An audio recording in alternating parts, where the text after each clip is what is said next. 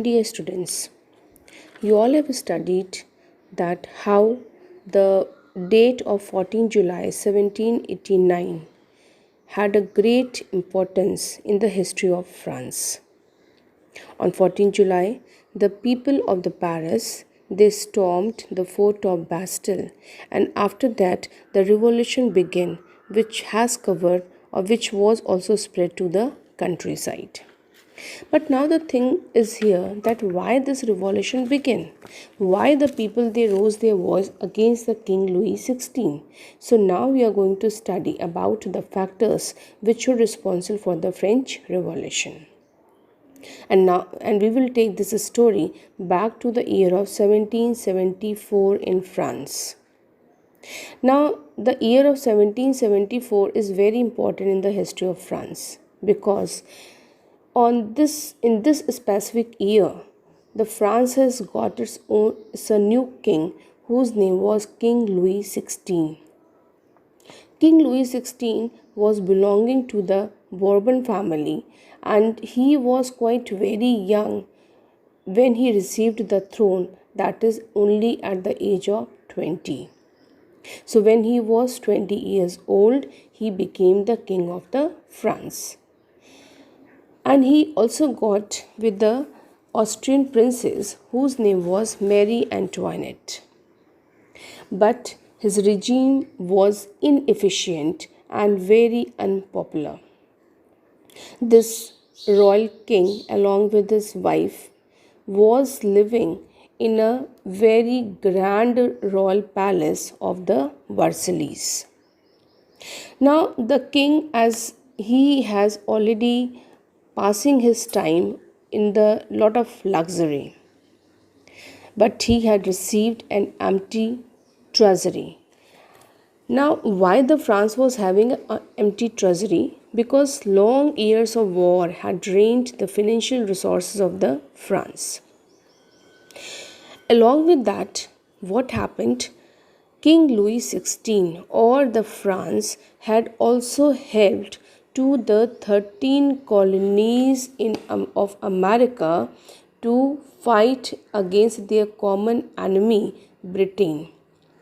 And France has provided 1 billion livres to the 13 colonies of America to fight against the common enemy Britain. And this debt has gone just became double. It has gone double, that is a 2 billion livre, because the lenders had started demanding or started charging 10% of the interest on the loan which they had given to the king. Now, what is the livre? So, livre is basically, it was the unit of currency in the France, though it was discontinued in the year of 1794, but that time it was a currency of France. So now the king who had received an empty treasury, this king had taken the money or he had borrowed the money, that is the 1 billion livre, and now the lenders, when they charges, they were asking or they charge 10% interest on the same loan, the amount has gone just double, that is a 2 billion livre, and the king had to pay this much of the loan. Other problem was that the king had also had to look after his grand palace. King had to meet the regular expenses, that is he had to just look after his court and the palace of Versailles. King also had the various expenses, like the regular expenses were there, just like your cost of maintaining the army. King had to maintain the court, he had to run the government, he had to pay the salary to the officers or to look after the university. Means entire administration had to be looked after by the king.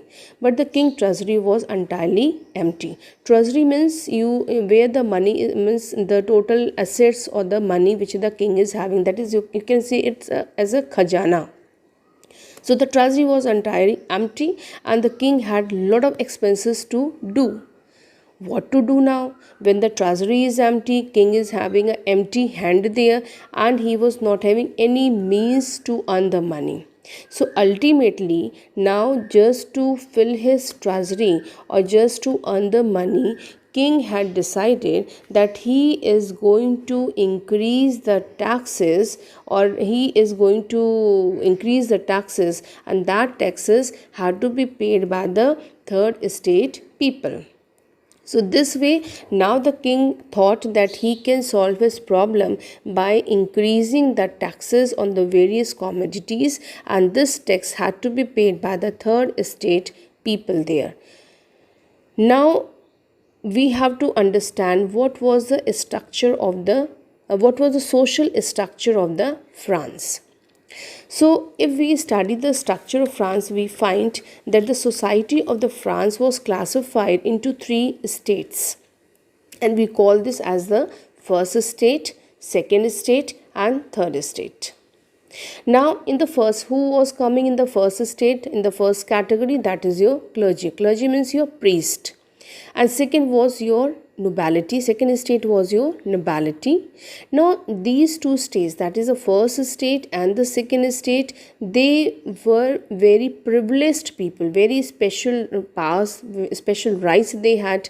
They were very privileged people of France. And this clergy and nobility, they were not supposed to pay any taxes to the king.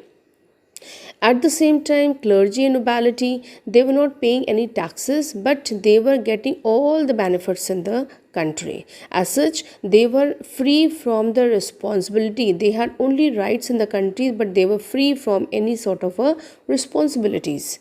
On the other hand side, we see the country also had a third estate, that is in the society there was a third estate, and we find here that in this third estate about the 90% of the population, which was basically of your peasants, were already belonging to your third estate. We also classify third estate into three categories, and the very first category which is coming in the third estate, that is your big businessmen, your merchants, court officials, lawyers, etc. At the same time, in the third estate, second category people were your peasants and the artisans. And in the third estate, the third category was of the small peasants, landless laborers, servants, etc. there.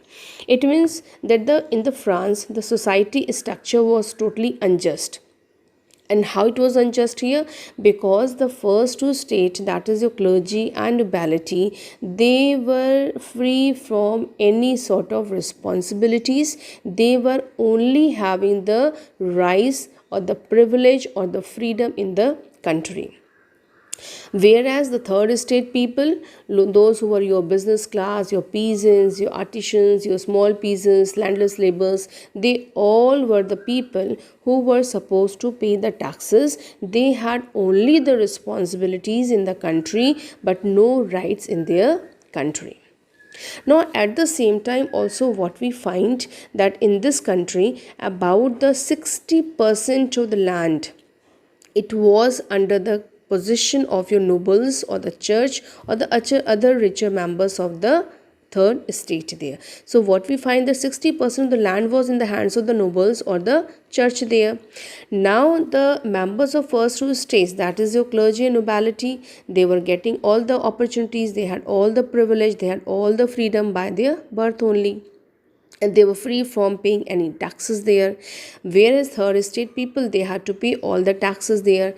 At that time there was a feudal system also followed there, and these peasants or these workers or landless farmers, they're working under the feudal system. Now we find here that this was the entire structure of the society of France, and we also call this as the old regime.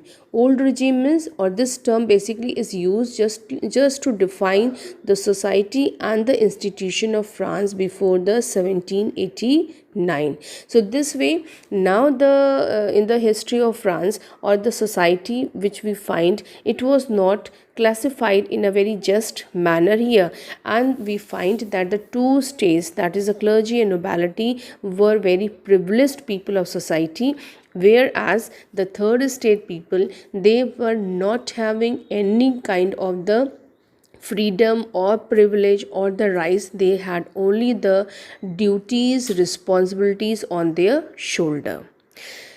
Now we will be studying that what kind of the taxes, if the third estates were paying the taxes, so what kind of taxes the third estate people were paying?